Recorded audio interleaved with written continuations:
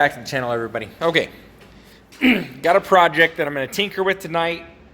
I'm not going to get very far, but I'm going to start, show you what the plan is, and see how this goes.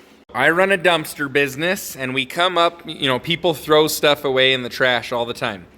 So this was in one of my dumpsters. Generac 5500 watt.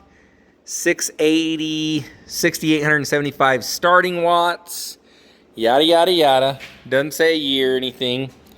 So obviously they had issues with the motor that was on it. I don't know what it is, Briggs and Stratton or something.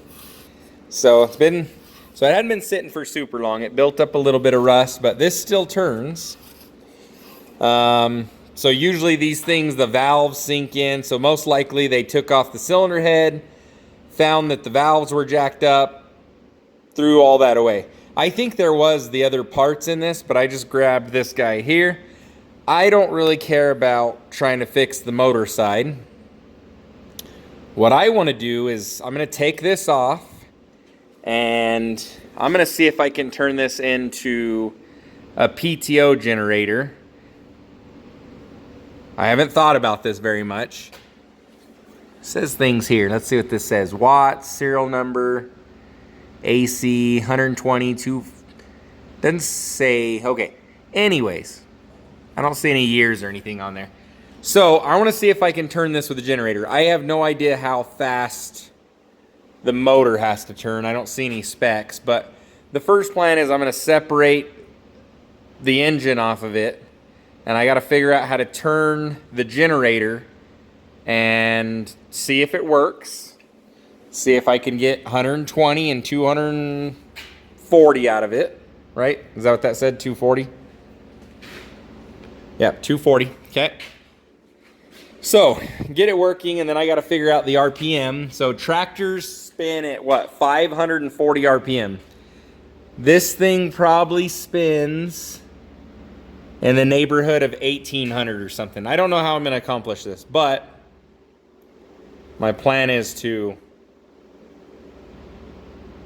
make this a PTO generator for cheap.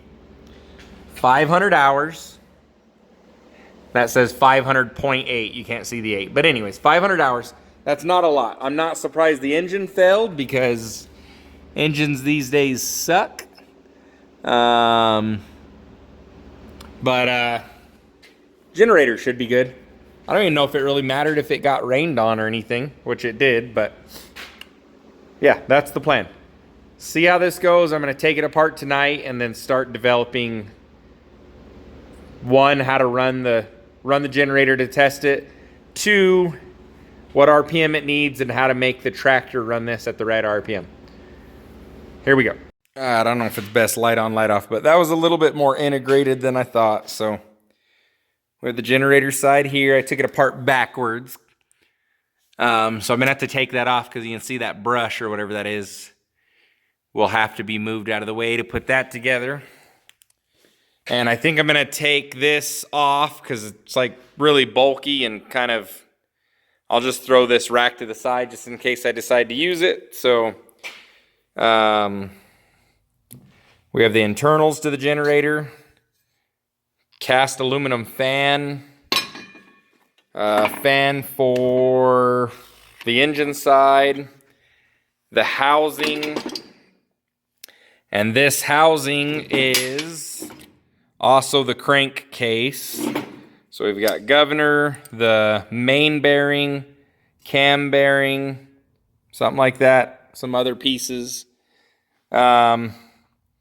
So I'm going to clean this up and I'm going to use this. So the other thing is we've got a tapered press fit bearing. And I don't know. So I guess actually this bolt went all the way through. Yeah, it goes all the way through that from here into the crankshaft. So wait, that isn't, oh yeah, that fits, okay. So anyways, didn't have to take it apart that way, but either way, I'm going to have to use probably a standard shaft, but I'm probably going to use this thing, bearing surface, and see if I can cut it off and put a gear in there for my gear reduction. Figure that out a little bit later. But at least I can get the profile just in case I have to build one on the lathe. And then I could just, whatever, do something else with the rest, sell it on eBay or whatever. But I'm going to put this back together as a unit and then figure out where to go from there. So yeah, you take one of these apart. All you have to do is this side, one bolt, and it should come off, if I'm not mistaken. Still going to come off with the housing. Not sure. But yeah, so let me put this thing back together and then see what we got after that. All right, so here's what we ended up with. Generator. The plug-ins up there. The housing to the motor. The crankshaft. The bolt going all the way through into the back of here. And I figured out it's 3,600 RPM. So all I need to do is probably machine that taper, the bearing here, probably get a sealed bearing. I don't know if anyone knows if sealed bearings are any different than these, if they just have a seal and it's basically the same bearing inside, but I can press that out, get a sealed bearing, so that rides on there, and then I would have to come out here somewhere with a gear, and then possibly, depending on how crazy I want to get, another support bearing out here, and that gear can go to a chain, however that would end up working, and reduce it down to like, or gear drive it to like 1 to 8. So 8 times bigger gear, or sprocket, I guess I should say, with a chain. And then some type of PTO coupler up here. And then put all that together, mount this somewhere, come up with a mount for that, and yeah, figure that out, I guess. Put the PTO shaft and all that on here, or the PTO, the 3-point attachments on here. See how it works. But like I said, I wanted to test this to see if it works. So my plan is, this is pretty stout, is to chuck this up in the lathe. So just roll this backwards, basically strap that generator down somehow to the lathe. And then how fast does my lathe go? Not fast enough. I think, let's see, I think all I've got is 1,800 is my highest speed. About half. So I think that'll still run the generator. It just won't make the amount of hertz that I want, so I got to figure that out. But anyways, I could chuck that up to at least test it. Or figure something else out in the meantime. So, I don't know when I'm going to get on this, but yeah, follow along. And yeah, I'll sit down, machine my shaft one of these days and get all this going.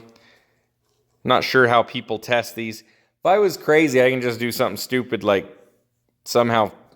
It'd require more work. Like I said, I can bolt this to the lathe and go. Other than that, I can adapt this to a wheel hub to a vehicle and get the tire rotating 3,600 RPM on jack stands. But I think the lathe is the safer option. See how this goes. Thanks for watching. Like and subscribe. We'll see you on the next video. All right, quick side experiment here. So I took my Dremel, which has an on-off switch that stays on, so not momentary. And I strapped it down to the table. And I got my Makita with a socket. This is the fastest drill. I've tried them. This drill, those, that one. This drill hauls ass. And I spun it up so nothing happens. So either A, I'm not getting fast enough, but not even a little bit happens. I got my multimeter out to see if I couldn't really connect it really well. I was going to see if I can see any electricity. But anyway, so that doesn't do anything. So either I'm not getting enough RPM or something has to excite this thing. Something has to turn it on. If anyone knows, let me know. If anyone has any experience with these things. But I'm done for the night. It's late. Let me show you. And this thing shakes like all hell. So very unbalanced without a piston in it. Let me see if I can set you guys up. I don't know. Need a freaking phone holder. Let's see if that's a decent view at all. I don't know. And I don't know which RPM or which direction it turns. So I don't know if it goes forward or reverse. Also have to figure that out. Probably should have checked which way the motor went. So. Oh, it's not really that well strapped down anymore.